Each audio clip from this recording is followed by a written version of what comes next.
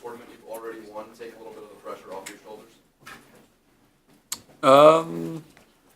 I think it helps. If anything, yeah. I don't think it's a negative in any way. I don't know if that's to do with pressure or experience or whatever. Being comfortable, in these surroundings and having good memories. I think it's a combination of everything. Combination of everything, really. Yep. Obviously, you spent a whole lot of time in Miami. How has Yeah. the departure of LeBron James changed your status as a ticket season holder, season ticket holder? The status is the same. We don't do that in the UK. You don't change Well, I'm teams from when. Germany, so Okay, as yeah. well. So Yeah, you don't change teams when someone leaves. what are your That's- expectations for next year then? I think they'll do better than people expect. Yeah, so I think we've got a pretty good team. How about the Cavaliers? How do you think they'll do with LeBron now? Well, I would expect them to be one of the favourites. Whether they win it or not in the first year, I don't know, but they've got a pretty solid team. Andy, how are you feeling form and confidence-wise? I feel good. I've had a great practice week. Had good fun on the court.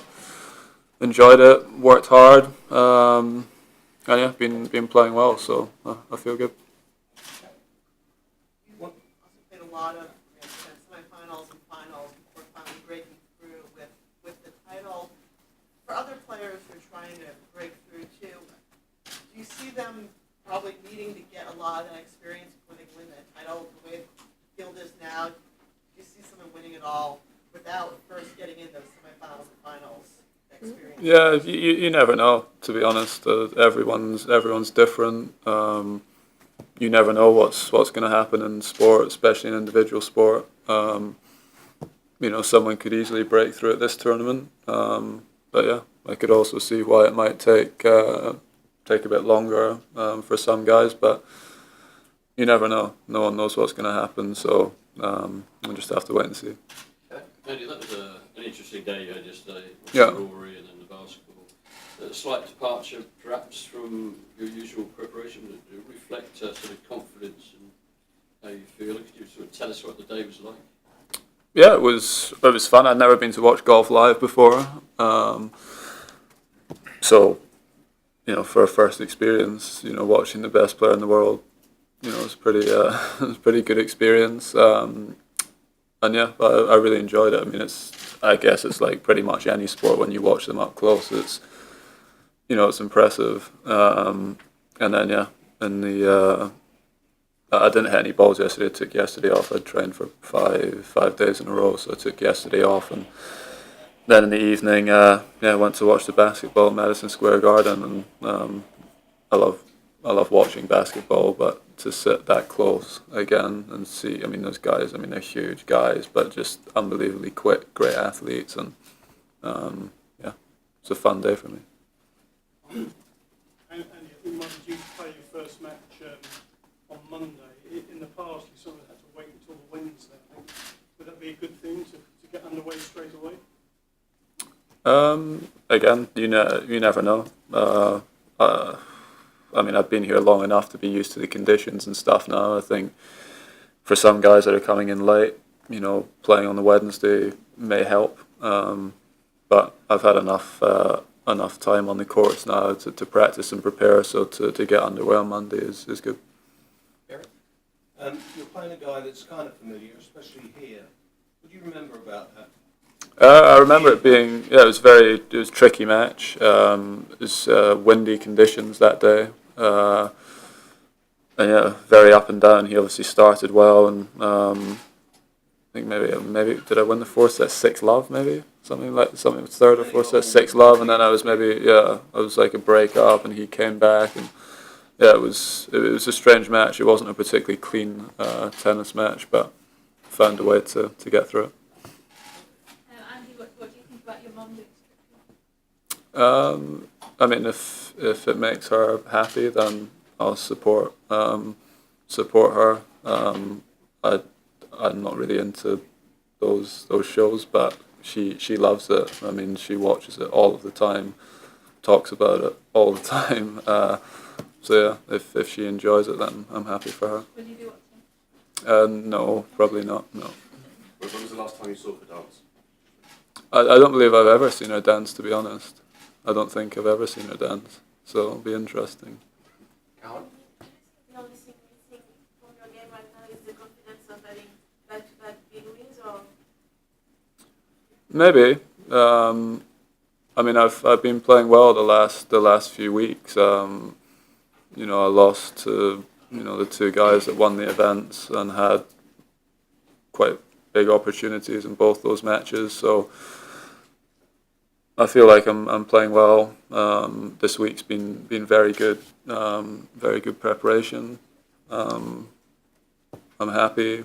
I feel ready to start the tournament, and yeah, we'll see what happens when we get underway. When was the last time you felt this ready, this prepared, this content? For a slam, probably. I mean, any of the ones. I mean, Australian Open last year, Wimbledon last year. You know, would have been the last two. Obviously, I missed the French last year, and my back was not great during this event last year. But yeah, this year would be, you know, the best prepared I've been coming into Slam. I got a great training block over in Miami done, so physically I'm where I would want to be. My body's pain free, which is good, and yeah, I feel ready. Andy, you mentioned those missed opportunities against someone like Federer. Do things like that stay with you long after those matches, or you just put them aside and they carry over into the next tournament? I think one of the most important things in sport is to not be too hard on yourself after matches, to be able to move on. You know, I was obviously not happy with how the matches ended. I was very disappointed, but it's something you need to learn to be able to move forward, not be too hard on yourself. You know, and make sure it doesn't eat into your sort of preparation time or any sort of mental energy or that you might need going into a tournament like this. So, you know, I was very relaxed when I got on the practice court here, and like I said, I've had good practice, had good fun on the practice court, and worked hard. So I feel ready for the tournament, but obviously I would have liked to have won those matches. I can't do anything about them now, so got to look forward. Last two, please. You were one of the first to take this Ice Bucket Challenge. It Yeah. seemed like the whole team Murray has a lot of fun right now. Is that a big difference to when it was before with Ivan Lendl, or is it pretty much the same?